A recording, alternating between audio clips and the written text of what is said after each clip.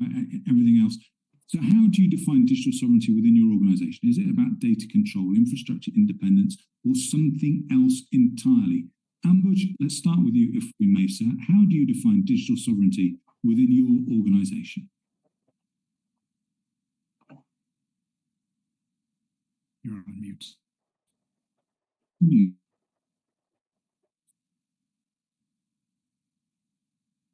Yes. Yes. Thanks for putting me on the spotlight. We are witnessing a quiet revolution in how organizations think about data. For decades, cloud meant centralization, but the landscape is shifting. 94% of organizations are now adjusting their cloud architecture, and 37% are actively exploring sovereign cloud models. Why? Because centralization creates a single source of truth. But in a world of geopolitical tension and regulatory fragmentations, that's becoming a liability, not an asset. It also creates a single source of failure.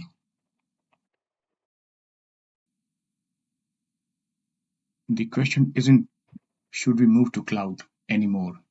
It's where should the data live and who controls the access to it? That's fundamentally different conversation, and the board has to sit on it rather than just IT leadership team deciding on it.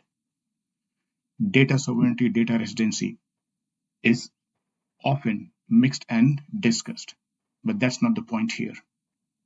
Let me make it very clear.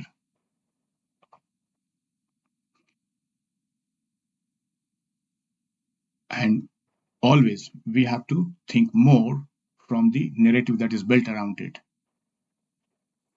And actually, Amber, do you mind? I was going to put the question that we were sort of talking about that we started with Ollie about, do you view sovereignty as a genuine business risk or more as a compliance-driven narrative?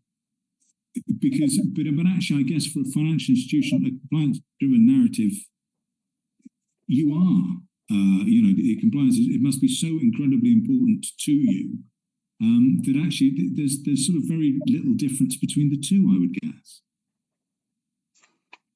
I would say it is a bit of both. Digital sovereignty and compliance driven narrative is often discussed about. But what I have to say, digital sovereignty, cyber sovereignty, technological sovereignty, and data sovereignty is the hot topic, and for the IT leadership to think about and make it more globalized rather than centralized.